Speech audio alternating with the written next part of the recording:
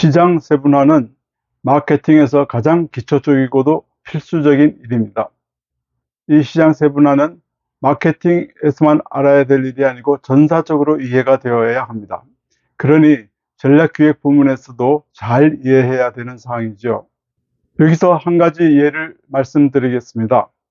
하버드 비즈니스 스쿨의 클레이턴 크리스텐슨 교수는 1990년대 후반에 성공 기업의 딜레마라는 책에서 와해성 혁신을 이야기했습니다. 이 크리스텐슨 교수가 그 이후에도 연속적으로 이런 전개를 해나가는 책을 펴냈는데 2016년에 낸 일의 언어라는 책에서는 와해성 혁신의 보완 일환으로서 시장 세분화의 관점을 이야기하고 있습니다. 그만큼 이 대가도 자기 일원의 마무리로서 시장 세분화를 이야기하고 있으니 대단히 중요한 이야기죠. 시장 세분화라는 게 무엇인가요? 시장을 하나의 시장으로만 보지 않고 그 시장을 속성을 달리하는 그룹으로 나누어 본다는 이야기입니다. 여기서 속성이란 말이 어색하거나 어렵게 들리면 특성이라고 이해해도 좋습니다. 결국 특성이 같은 고객 집단끼리 재묶음을 한다, 그런 뜻이죠. 그렇게 나눈 그룹들을 세분 시장이라고 합니다.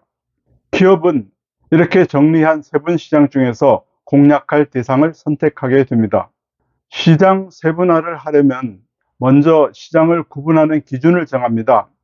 두 가지 기준을 정하죠. 그래서 매트릭스로 시장을 구분하게 됩니다.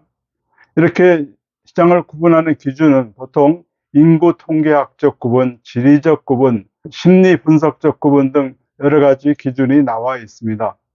인구 통계학적 구분이라는 것은 연령, 소득, 성별 등등 여러 가지로 또 세분해서 구체화를 할 수가 있죠.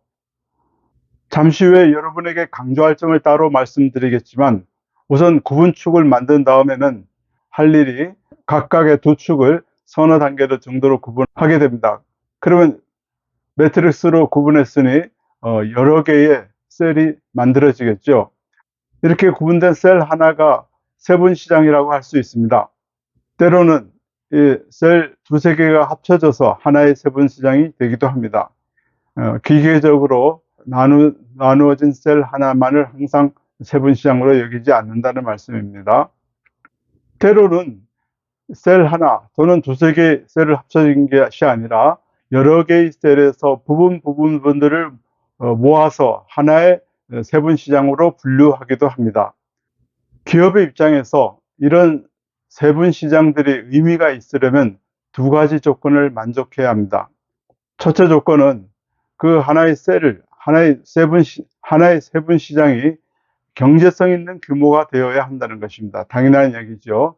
둘째는 하나의 세분시장을 특징 지을 수 있는 특성이나 속성이 있어야 한다는 이야기입니다.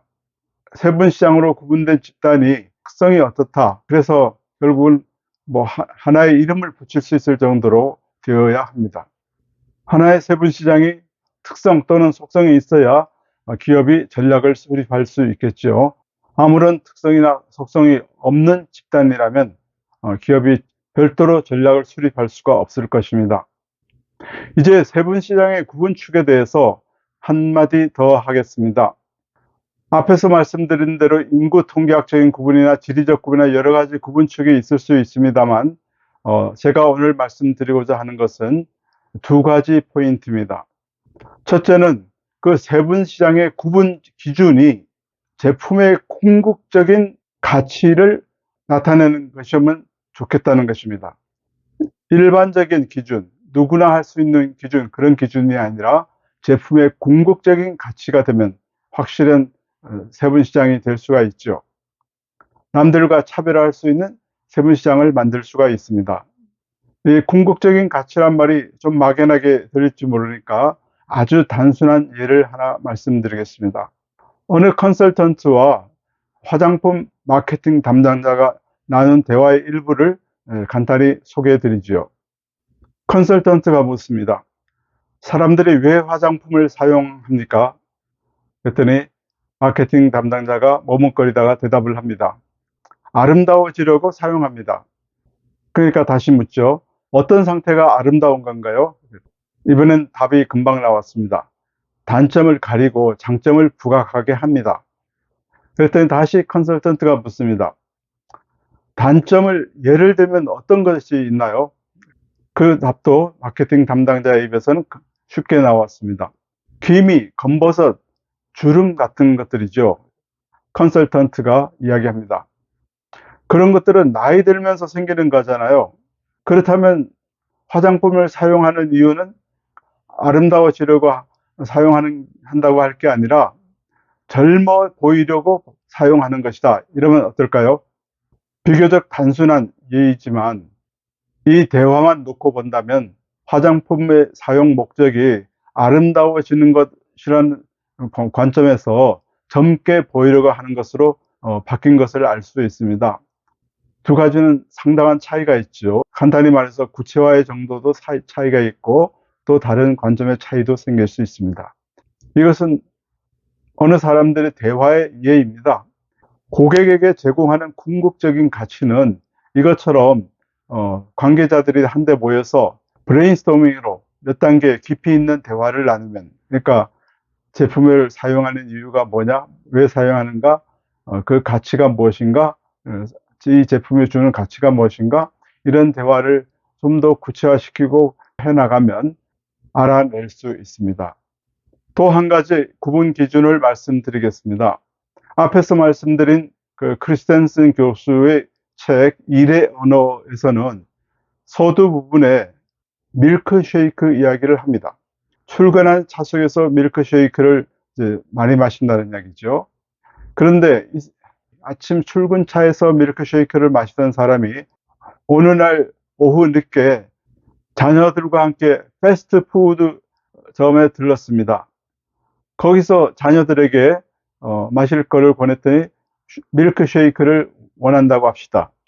그러면 아침에 밀크쉐이크를 원할 때하고 저녁에 밀크쉐이크를 원할 때하고 다르다는 이야기입니다. 같은 사람이 사겠지만은 아침에 원하는 밀크쉐이크의 맛이라든가 처방이라든가 이런 것들하고 저녁에 어린들과 같이 자녀들과 같이 패스트푸드점에서 먹을 때 원하는 맛과 질감이 상당히 차이가 있다는 이야기죠. 이렇게 같은 고객이라도 한 고객이라도 상황에 따라서 원하는 것이 달라질 수 있다는 이야기입니다. 이때 밀크쉐이크의 맛의 포인트가 달라져야 하겠죠. 고객의 상황에 따른 구분을 할 필요가 있다는 이야기입니다. 단순히 인구통계학적인 구분이 아니라 고객의 상황에 대해서 구분을 할 수가 있죠. 오늘 시장 세분화에 관한 이야기를 간단히 말씀드렸지만 저로서는 두 가지 포인트를 여러분에게 강조드리고 싶습니다. 지금 말씀드린 대로 세분화하는 기준을 제품의 궁극적인 가치가 무엇인가를 생각해보고 그런 것들을 기준으로 삼으라는 것과 또 한 가지는 고객의 상황에 따른 기준을 사용하라는 것입니다. 이상 홍승철 TV였습니다. 여러분 안녕히 계십시오.